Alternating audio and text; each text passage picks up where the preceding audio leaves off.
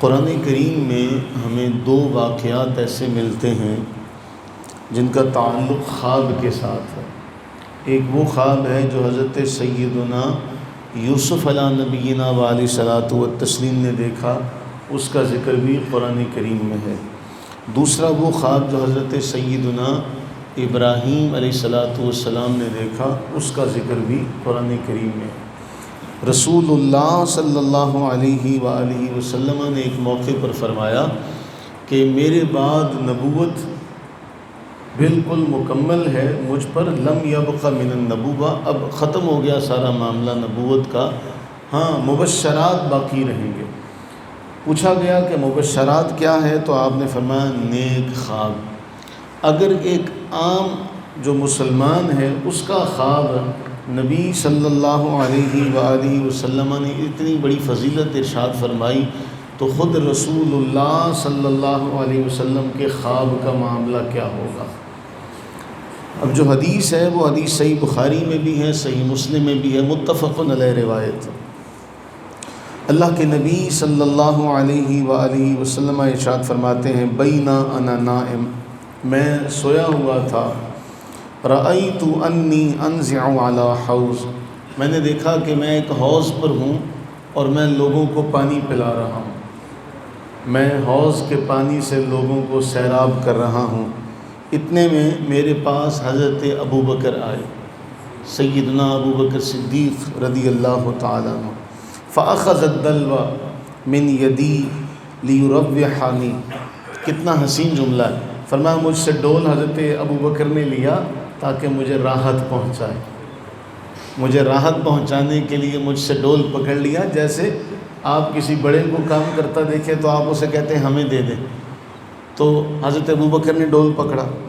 رسول اللہ صلی اللہ علیہ وسلم فرماتے ہیں فنزع ذنوبین، ایک دو ڈول نکالے، وفی نزعہ ضعف، ان میں تھوڑی کمزوری تھی۔ فاتانی ابن الخطاب، پھر حضرت عمر بن خطاب، عمر فاروق رضی اللہ تعالیٰ عنہ آئے، اللہ تعالیٰ ان کی بخشش فرمائے۔ فاخذھا منی، وہ ڈول انہوں نے مجھ سے لے لیا۔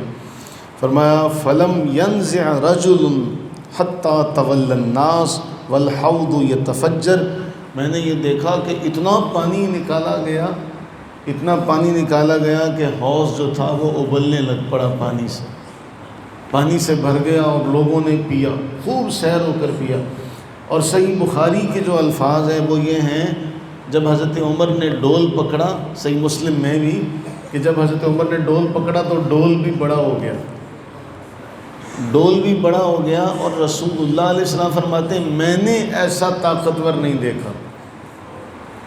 اللہ کے محبوب فرما رہے فلم ارى عبقریا، ایسا عبقری میں نے نہیں دیکھا۔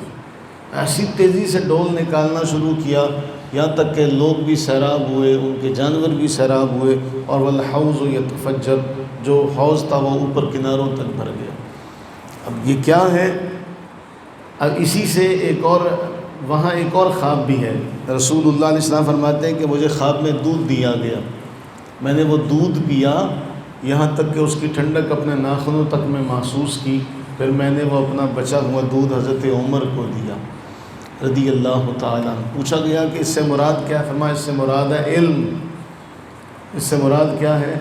یہاں محدثین فرماتے ہیں اس سے مراد یہ ہے کہ رسول اللہ صلی اللہ علیہ وسلم کے بعد اللہ تعالیٰ نے اسلام کی جو باغ ڈور ہے، جو خلافت ہے، وہ حضرت ابو بکر کو دی رضی اللہ تعالیٰ عنہ، اور آپ کا 2 سالہ دور ہے کم و بیش۔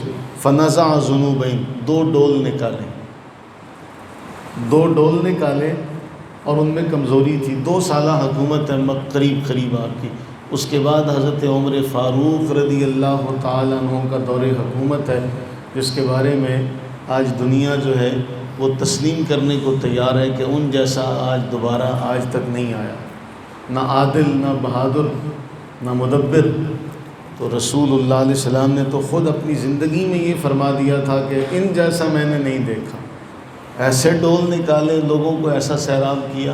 تو اس سے واضح ہوا کہ اللہ کے نبی علیہ السلام نے اپنے بعد ان دونوں کی بارے میں تو بشارت دے دی تھی کہ میرے بعد ابو بکر ہوں گے، ابو بکر کے بعد حضرت عمر ہوں گے رضی اللہ تعالیٰ عنہما۔